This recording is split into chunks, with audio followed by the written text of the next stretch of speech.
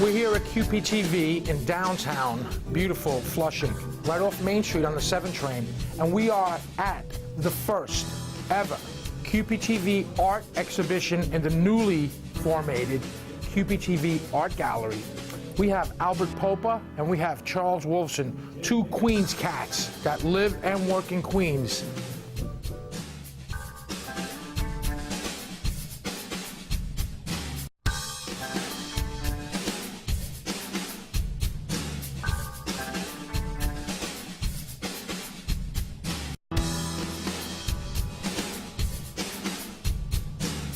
This is a vortex piece. Notice the twinkles, kind of copied off me, but that's all right, he's allowed.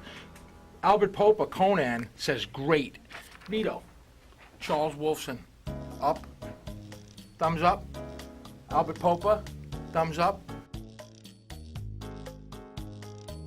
Well, this actually is the official premiere of a series of works which I've been doing the last year, and it's sort of a departure from my original works, which are much more traditional, but this is actually a combination of, you know, an ancient figure in a pastoral scene with a modern lady in a mirror, which is looking back at us. So it's kind of a commentary on the nature of dreaming, and that's why it's called The Dreamer. And basically, the modern figure is probably dreaming of the kind of things that we all dream about, is, you know, becoming recognized and famous and beautiful and everything which sort of people dream about today from television and magazines.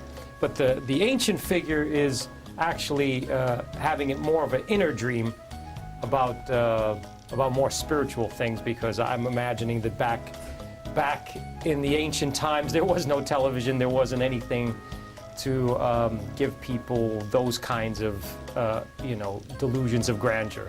I just started sketching ideas, and I had the idea of creating two realities, and I thought that perhaps if I, you know, created the mirror image or the frame, that would be a way to make it work. So once I did the first painting, I felt that it did work, and what I did is I painted the modern image with airbrush, which is very, very polished, and even it has a cold photographic look.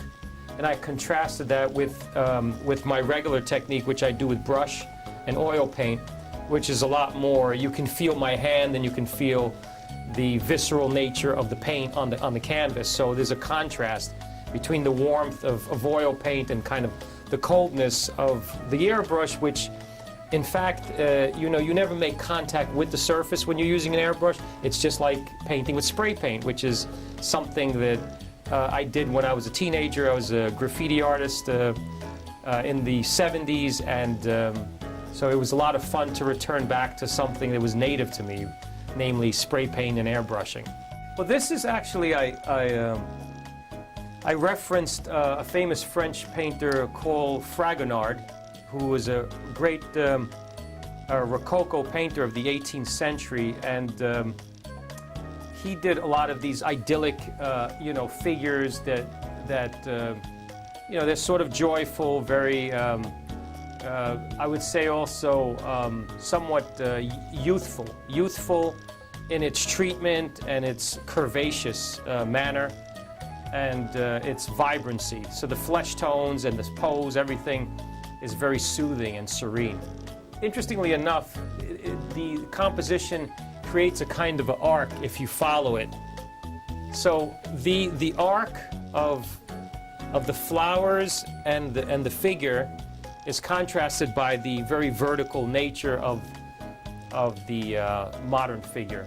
I went to college, and I went to Pratt Institute in Brooklyn, and I studied for 4 years, and you know, I studied a lot of different art forms, including modern abstraction, and I just, you know, experimented with many different styles, but it was really, again, figuration. Figuration is a term used for, you know, making figures in various compositions, and you know, creating creating movement and harmony through figures, which is kind of what Michelangelo and Rubens was doing. But so I got involved with that, and then I started doing also a lot of portraits. And so I've been painting portraits professionally for the last 20 years in New York City. So I have, you know, a substantial amount of clients who have commissioned works, and all of these works can be seen on my website, which is albertpopa.com. Basically done with magic marker, and it's on cardstock, and they're characters that I've come up with over the years. And basically what they are, a series of drawings that are pertaining to music. So this one is called Steal Your Face, it's the Grateful Dead. This one is called Strange Brew, it's Cream. Emotional Rescue, that's the Rolling Stones. Whole Lot of Love, Led Zeppelin. Us and Them, Pink Floyd, and Teenage Wasteland, that's The Who. So it's kind of just like a nod to old rock and roll. And in the graffiti world, they have what's called a black book, a peace book, and people pass it around, and different people draw in it and, you know, sign it. So basically, I was doing a lot of black book work, and I was like, I want to go a little bit bigger and keep them permanent and not have them in a book. So I just took it to, you know, a piece of paper and I framed them up. In art, I mean, there's so many. There's, you know, all the underground artists from the Zap art world. There's a lot of graffiti artists from, you know, from the late 70s, 80s that influenced me.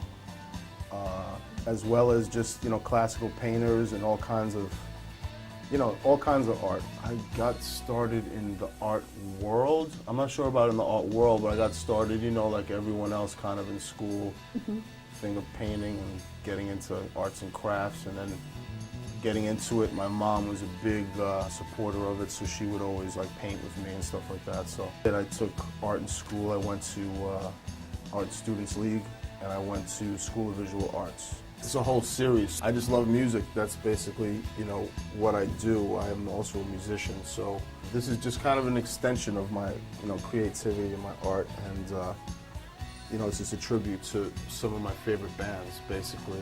And you know, I have a website. It's www.wispart.com. I mean, you know, just I don't really know the answer to that, because, you know, if you seek, you're going to find. So if there's kids out there who are interested in something, usually I think they're out there finding it.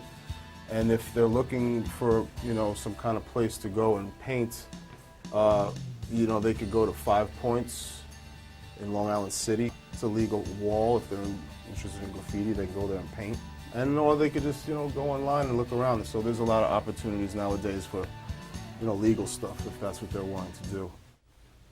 If they want to draw, they should draw, because if they think of something, they should always bring a art book with them, because something that could be funny that happens with you, you could just draw like the same thing, or if you have a bad dream, you could write it down. I thought you interviewed really Like, thumbs up with the chin, extra thumbs, more thumbs, chin up and thumbs up. How do you like the artwork? Really awesome. I think they're Say great. bye to everybody in Queens. Bye, everyone.